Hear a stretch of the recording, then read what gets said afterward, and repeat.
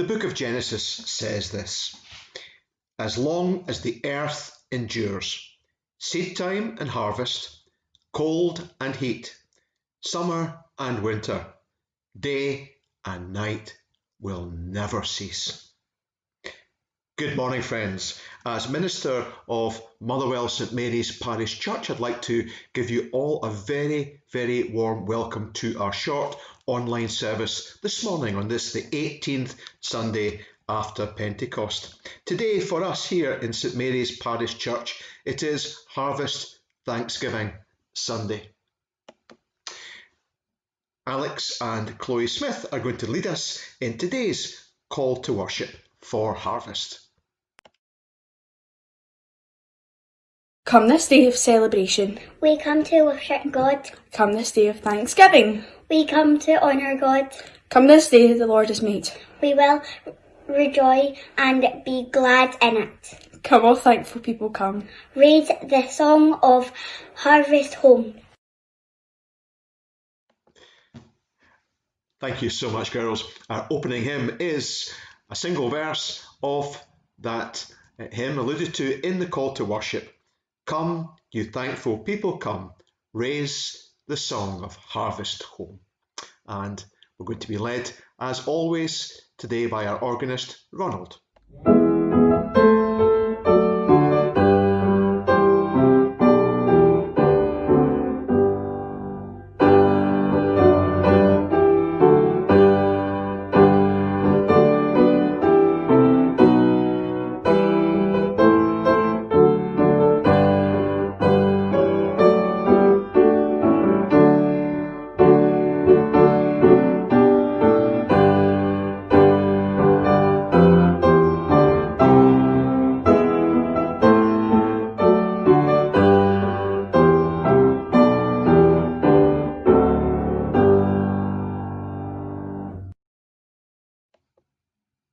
In our opening prayers today, there is throughout the prayer a response if you do want to take part in that. Whenever I say, richly you have blessed us, talking about God, richly you have blessed us, the response is, gladly we praise you. So if you want to take part in that, it's richly you have blessed us, gladly we praise you. Let us pray.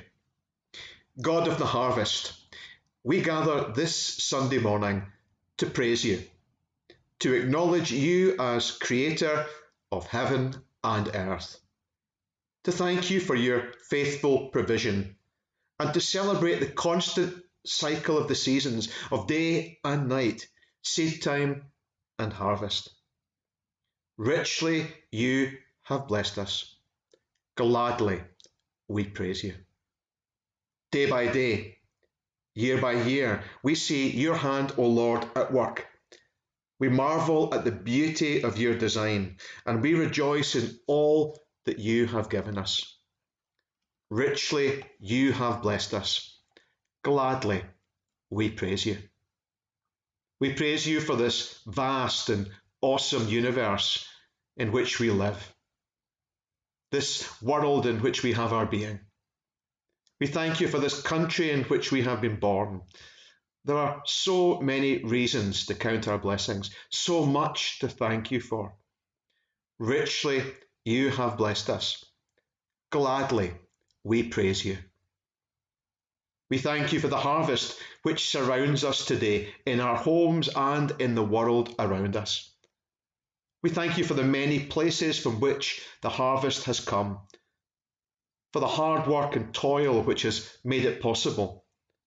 We thank you for your hand which ultimately lies behind it, for every good and perfect gift comes from God above. Richly you have blessed us. Gladly we praise you. God of the harvest, we recognize again your goodness. We remember once more how fortunate we are, and we celebrate the bountiful provision of your creation.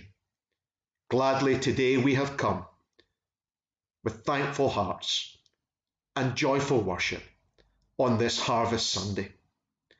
Richly you have blessed us. Gladly we praise you.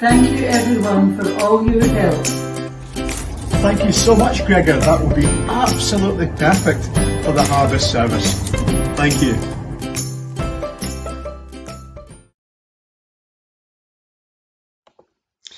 And that's how June's marvellous harvest bread came to us this year.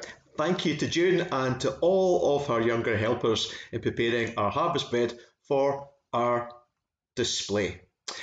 Another of our traditions here in St Mary's Parish Church is remembering that we're very fortunate and others are in great need. So therefore, we like at harvest time to bring a gift to try and help other people. And here's some pictures last year of the service in the church of some of our younger members bringing in their gifts at the beginning of the service. Now, we're not live in church at the moment, but we can still bring our harvest gifts to the church for others. And this year, our harvest gift is going to help the work of the local food bank. We've been doing amazing work during the last few years and over the last few months in particular, with the added troubles of the COVID-19 crisis that's bringing to people's lives great need that people have for just the very basics in life.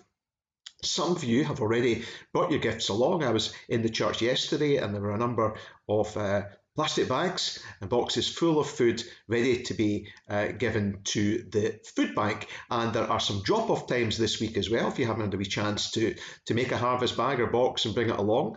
The church will be open on Tuesday morning and then on Thursday morning between 10 and 12 p.m.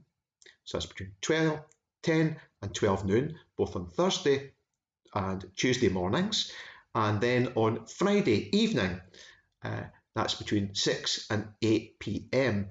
And the food parcels, I had a wee look to see on the charity's website, and the kind of things that they're most needing at the moment are things like UHT long life milk, tinned meats, tinned potatoes and other vegetables, tinned custard, long grain rice, small jars of coffee.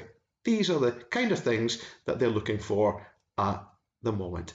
So if you could bring along your harvest gift on Tuesday or Thursday mornings, 10 till 12, or Friday evening, 6 till 8 p.m, we'll make sure that all of our gifts this year from the people at St Mary's Parish Church go to help the work of our local food bank.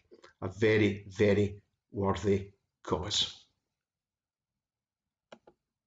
Today is Harvest Sunday, but for our Junior Church Challenge this week, we're looking forward to next week, and the theme next week is Jesus, the Light of the World. Jesus, the Light of the World. We're moving into a time of year now where every day it seems to be getting darker earlier, and by the time it gets to next week, we'll be even darker nights, and then as we go into winter it gets even darker and darker, and so it's at this time of the year it's important to remind ourselves as the world gets darker, as the dark nights get longer, that there is a true light in the world, and that for us is Jesus, the light of the world. I'm going to celebrate his light next week, the light that he brings to each and all of us in our lives. So the challenges for next week are themed around Jesus, light of the world. The first one is to have a memory verse. The memory verse is John 8 verse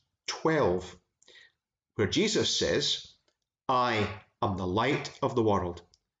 Whoever follows me will never walk in darkness, but will have the light of life. I am the light of the world. Whoever follows me will never walk in darkness, but will have the light of life." John 8, verse 12.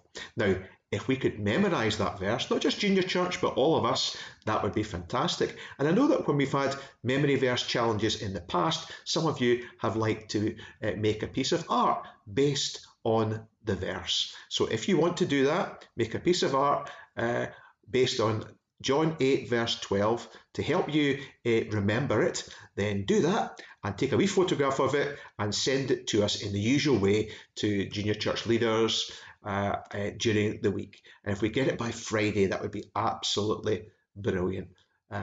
So thank you very much in advance for that. The second challenge, again, is based on John 8, verse 12. Jesus is the light of the world, and this one is very much a craft one. Can you design a craft simply based on Jesus is the light of the world? And on the slide on the screen today, you can see some examples. There's a candle made of cardboard with Jesus is the light of the world on it. On the far side, you can see a sun, which is again made of cardboard with Jesus is the light of the world on it. In the middle, you can see another example of a craft there, and that's involving a glow stick. A glow stick with a bit of cardboard pushed through Jesus is the light of the world. Now, these are just 3 examples, and I know that the folks in St Mary's Parish Church have great imagination. So if you would like to design something based on Jesus is the light of the world and send it to us again in the usual way by Friday, that would be absolutely perfect. Thank you so much. Back to our harvest celebrations today, and we have 2 readings from the Bible, both today taken from the Old Testament, and each of them are going to be brought to us by one of our younger members, Hilary Kidd. So I'm going to pass over now to Hilary. Genesis chapter 1, verses 26 to 31. God said, "Let us make humankind in our image, according to our likeness, and let them have dominion over the fish of the sea, and over the birds of the air, and over the cattle, and over all the wild animals of the earth, and over every creeping thing that creeps upon the earth." So God created humankind in his image. In the image of God he created them. Male and female he created them. God blessed them, and God said to them, "Be fruitful and multiply, and fill the earth and subdue it, and have dominion over the fish of the sea, and over the birds of the air, and over every living thing that moves upon the earth." God said, "See, I have given you every plant yielding seed that is upon the face of all the earth, and every tree with seed in its fruit, you shall have them for food. And to every beast of the earth, and to every bird of the air, and to everything that creeps on the earth, everything that has the breath of life, I have given every green plant for food." And it was so. God saw everything that he had made, and indeed it was very good. And there was evening, and there was morning, the 6th day.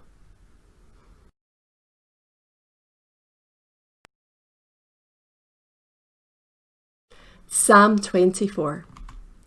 The earth is the Lord's and all that is in it, the world and those who live in it.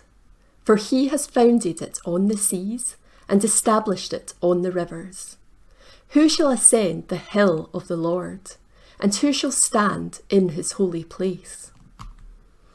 Those who have clean hands and pure hearts, who do not lift up their souls to what is false, and do not swear deceitfully. They will receive blessing from the Lord, and vindication from the God of their salvation. Such is the company of those who seek him, who seek the face of the God of Jacob. Lift up your heads, O gates, and be lifted up, O ancient doors, that the King of glory may come in. Who is the King of glory? The Lord, strong and mighty, the Lord, mighty in battle. Lift up your heads, O gates, and be lifted up, O ancient doors, that the King of glory may come in. Who is the King of glory? The Lord of hosts. He is the King of glory. Amen, and may God bless both of these readings from the Old Testament to our hearts and minds. Before our harvest reflections, we're going to have the opportunity to sing together once more, and this is a song that does have some actions, so if you know the actions and quite fancy doing some aerobics this morning as you enjoy the service, then you can do so. The hymn is "He's Got the Whole World in his hands. Let us worship God.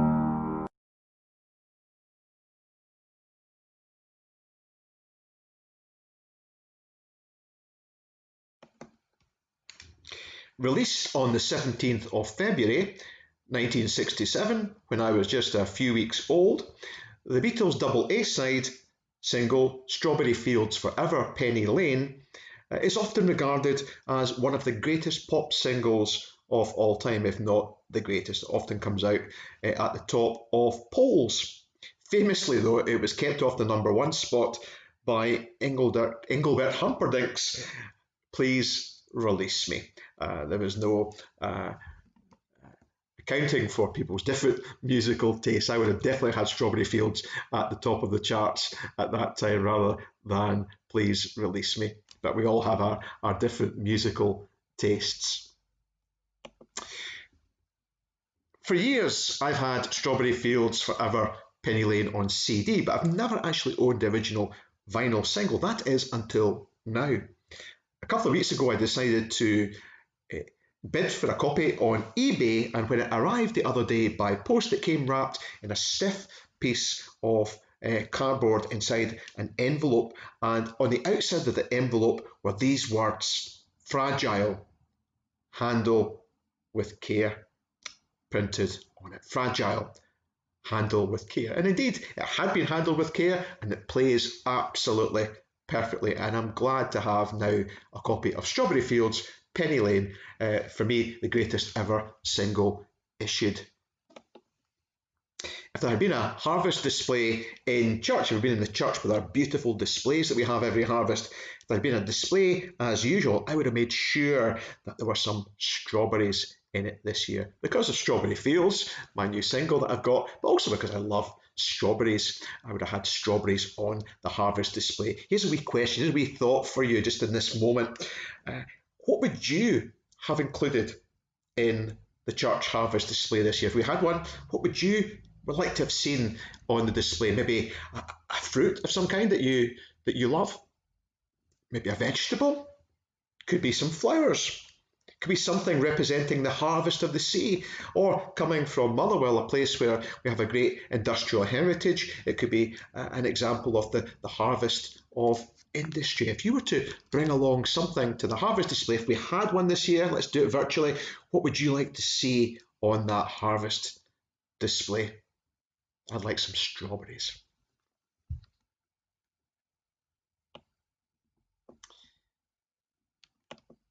My copy of Strawberry Fields Forever, Penny Lane came wrapped in a stiff cardboard envelope with the words fragile, handle with care on it. If a small piece of 7-inch vinyl, no matter its age or quality, is worthy of being handled with care, how much more the amazing world in which we live.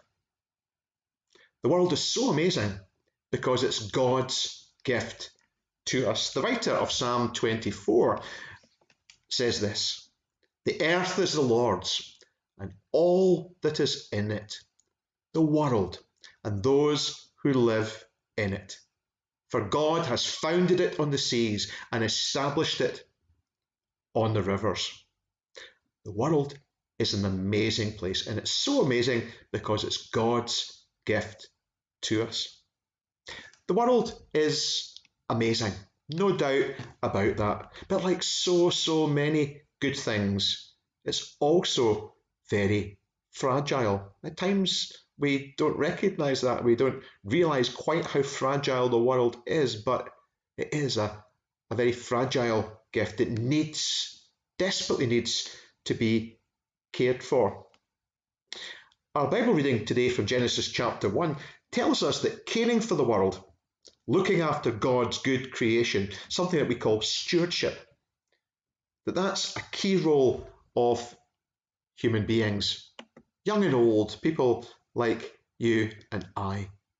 Here's what it says. Then God said, let us make humankind in our image, according to our likeness, and let them have dominion over the fish of the sea, and over all the birds of the air, and over all the cattle, and over all the wild animals of the earth, and over every creeping thing that creeps upon the earth.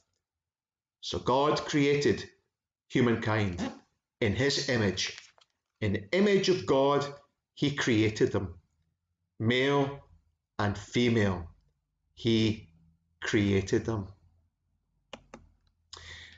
Throughout my lifetime, there's been a growing realization that human beings have not always cared for the world, its animals, its people, its environment, quite as well as we should have. In fact, at times, humanity has been quite destructive towards the planet. Sometimes it's as if we almost don't care. For those of you who can see this next image on the screen, it's Don't Care Street. It's a cartoon, Don't Care Street, with lots of examples of what people do wrong in the world. For those of you who can see the image on the screen, have a look at it for a few moments, and can you spot some of the ways that we as human beings spoil the world? Have a wee look. What can you see there? Well, there's lots of examples of how we don't care at times and how we as human beings spoil God's wonderful world. We don't treat it as fragile. We don't care for it as something special. Have a look there at all the pollution going into the air. See the waste going into the waters. You can see examples of people selling cars that are huge gas guzzling cars that are not very good for the environment. Can you see the man there who's selling the car? He's got a hose of water and he's got it running, precious water, and it's going right down the drain. He's not even thinking about how important water is. Can you see the litter all over the place?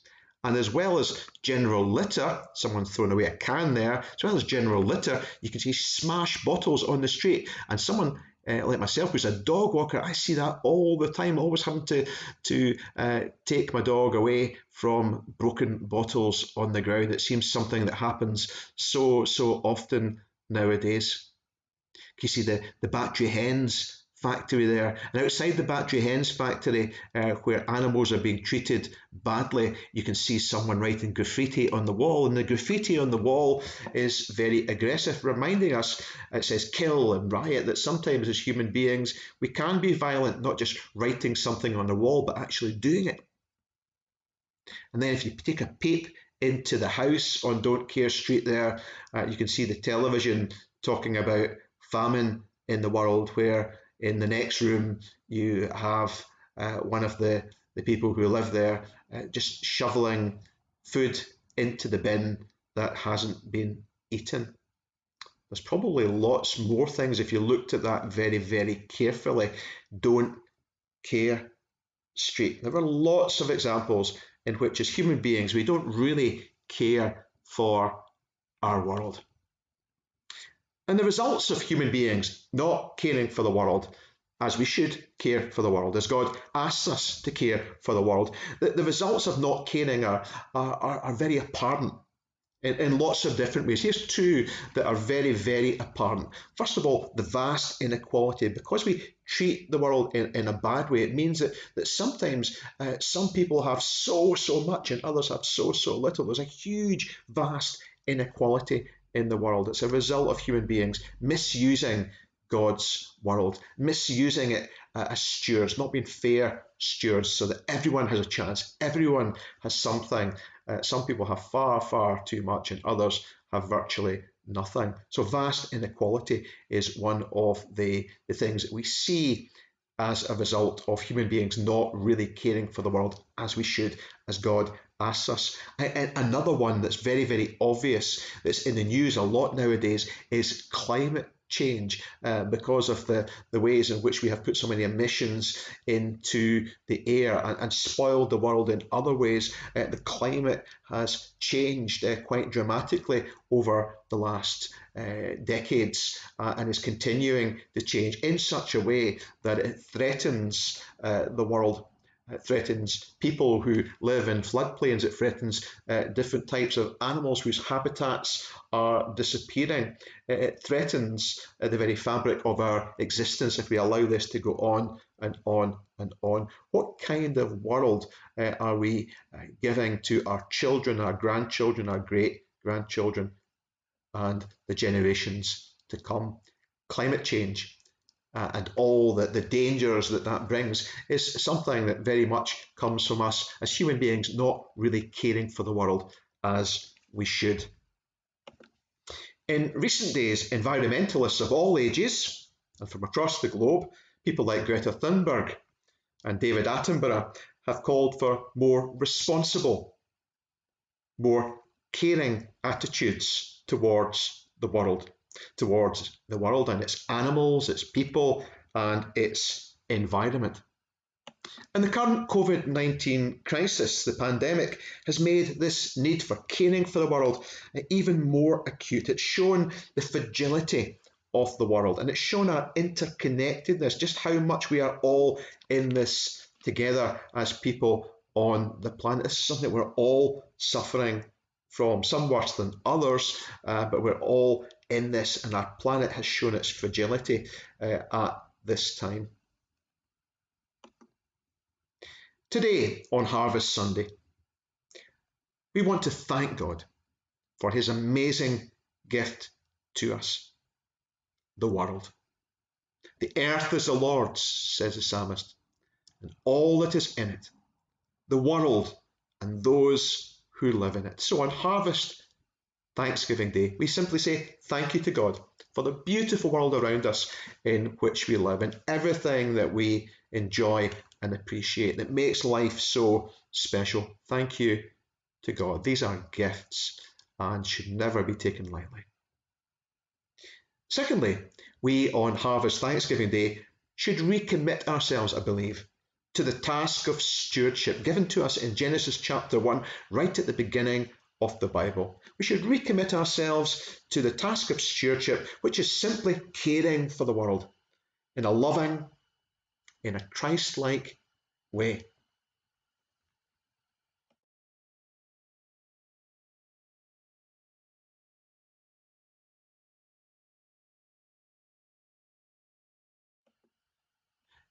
You can't see the next screen there, so I'll just talk over this one.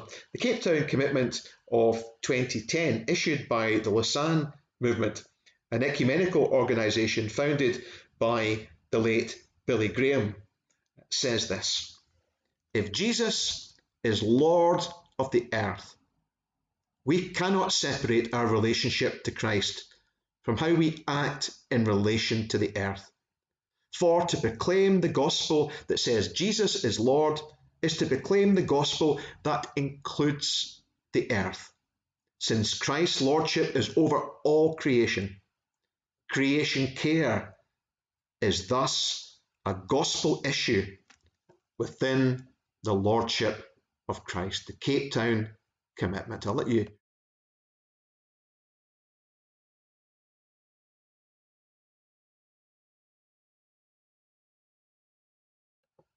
And with that statement in mind, I'd like to leave us today at the end of these reflections with two important questions to consider, to take away and to ponder today and in the days ahead. First of all, what can you and I do to make a difference? To make a difference to the world around us. What caring things can we do to make sure that the world is looked after? This fragile world is handled with care. Greta Thunberg's book says this, it's entitled this: no one is too small to make a difference. She's a young girl, and that's an obvious title for her book. No one is too small to make a difference. But it's true, there are things that I can do, there are things that you can do to make the world better. We don't have any charge over the governance of our country, but we do have control over the way that we live our day-to-day lives and the way that we treat the world and use its resources. No one is too small to make a difference. And the second question is this, and it's for all of us as a congregation: what can we do together as a church to make a difference, to care for the world? Is this time perhaps for us to explore how at St Mary's Parish Church we can work towards becoming an eco-congregation, a fully accredited eco-congregation who are working as a team, as a people, as a family, to make sure that we as a church treat our world with God's respect. This is God's good gift. What can we as individuals, what can we as a church do to handle the world with care? Two questions for us to go away and to ponder. In response to our harvest reflections, Ronald is going to lead us in the hymn, "It's a World of Sunshine, It's a World of Rain."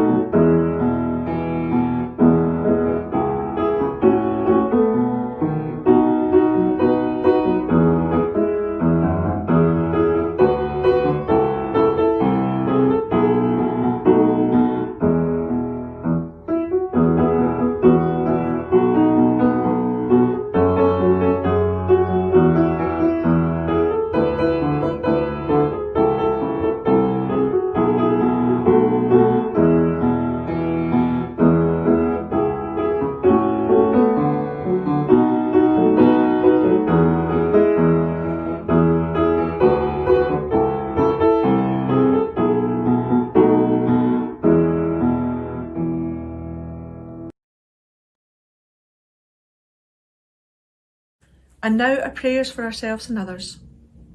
Let us come together in prayer. Let us pray. Living God, Creator of all that is and has been and shall be, we thank you for this glad season and this special day. You have blessed us in so much. Help us to respond.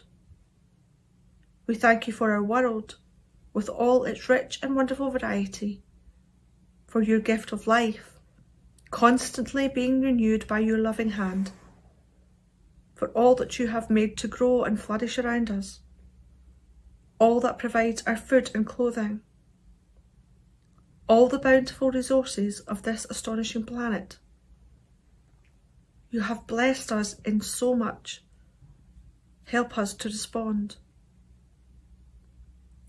We thank you for those to whom we owe this harvest, workers on farms and in agriculture, sailors and fishermen who risk their lives in the seas, miners and engineers who help supply the raw materials for industry, scientists and technicians who help develop better crops, employees in shops and factories who labour to satisfy our demands.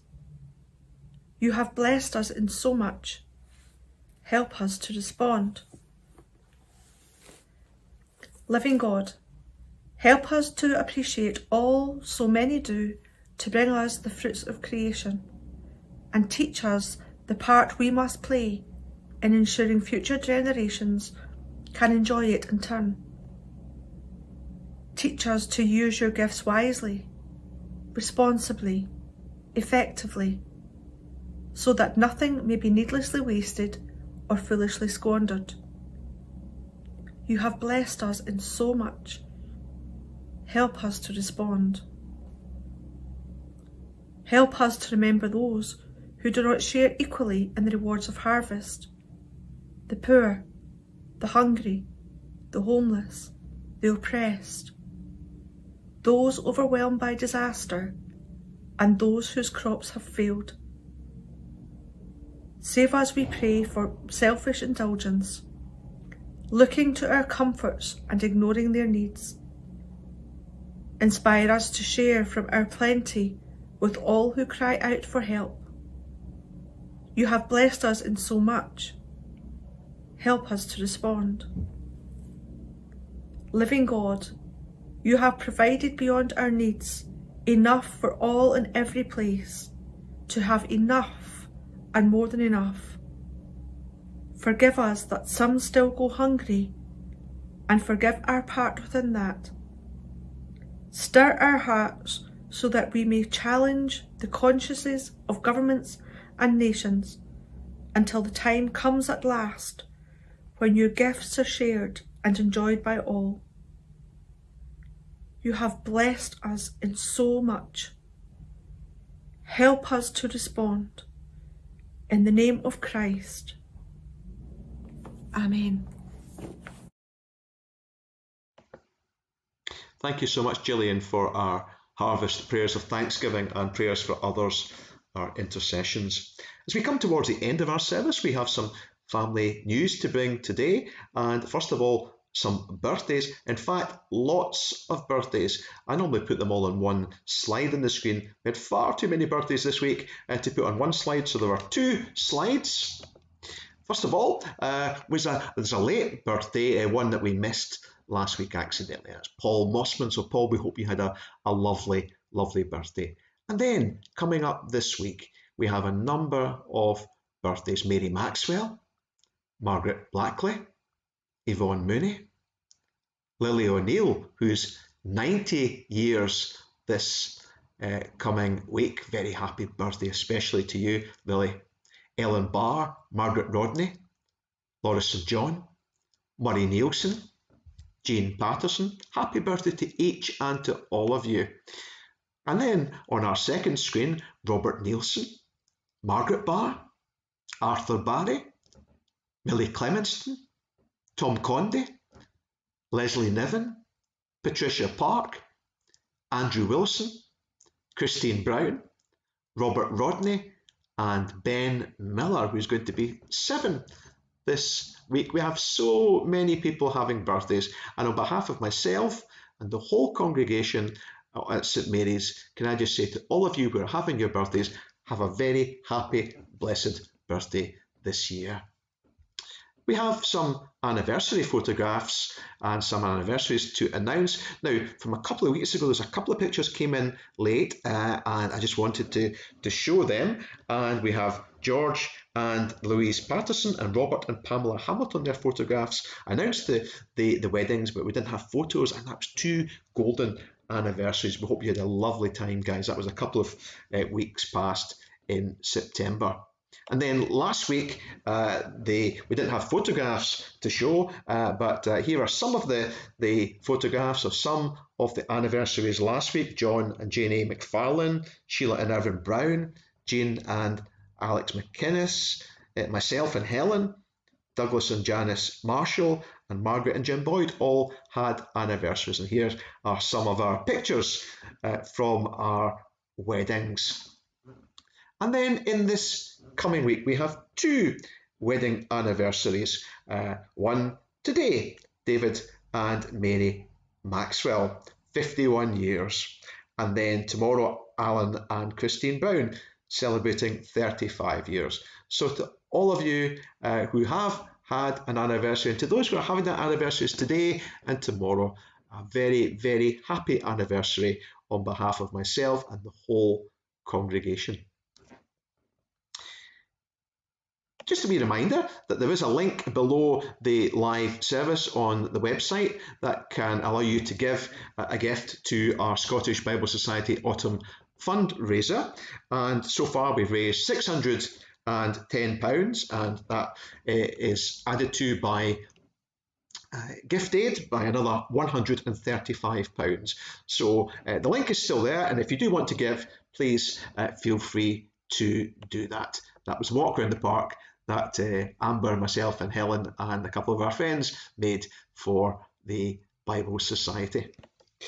Can I just continue to thank people for our ongoing offerings, whether it's the free will envelopes or the other direct ways in which people give. It is greatly, greatly appreciated, particularly at these tough times when money is hard and the demands are just as much. So thank you so much. And if you do want to bring your free will offerings, you can bring them in on Tuesdays or Thursdays, and also you can get someone to pick them up for you. If you just give myself or your elder a little call, we can arrange that for you.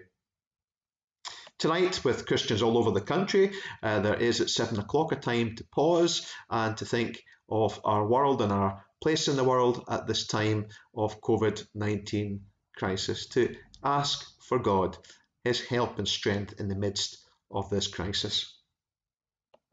Just one or two other pieces of family news. First of all, to say that the General Assembly has been meeting this week, a virtual mini assembly, and it's something that may well have some interesting things that come out of it. And if there's anything that's important, I'll make sure that I feed that back to the congregation, either by the services or by our next magazine or in some other way. So just to let you know, the General Assembly has been meeting virtually, as everyone's meeting virtually at the moment over this weekend.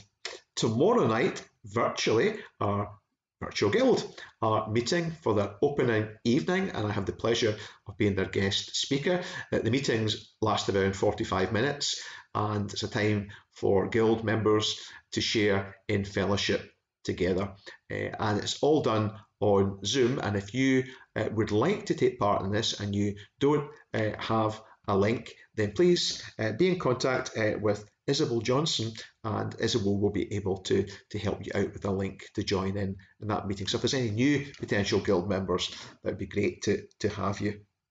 Just a wee reminder that there are no midweek services over the next couple of weeks, and also to say that the cameras that were getting fitted into the church last week are fitted in. They're absolutely brilliant. We're going to be able very soon to film from the church. We reckon by the end of the month.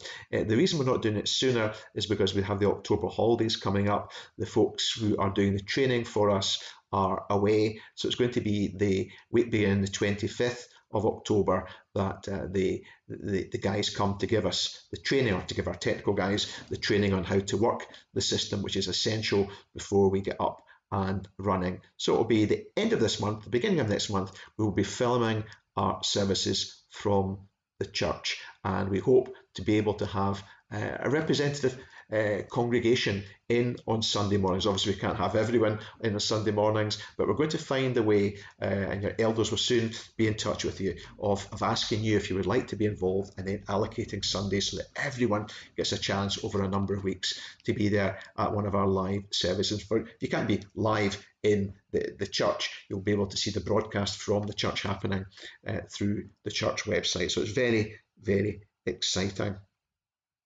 If you need any help in any way, it goes without saying, please contact myself or your elder, and we'll be glad to be able to help you and support you at this time. After the benediction, today Ronald is going to play our Voluntary for Harvest Sunday, which very appropriately is We Plough the Fields and Scatter. So at the end of this Harvest Thanksgiving service, may we go, you and I, in peace, to handle the world with care. Its animals, its people, its environment. May we go in faith, hope and love, knowing that Christ is with us every step of the way to help us handle his world with care. And may the blessing of God Almighty, the Father, the Son and the Holy Spirit be with us all this Harvest Thanksgiving Day and forevermore. Amen, and may God bless you.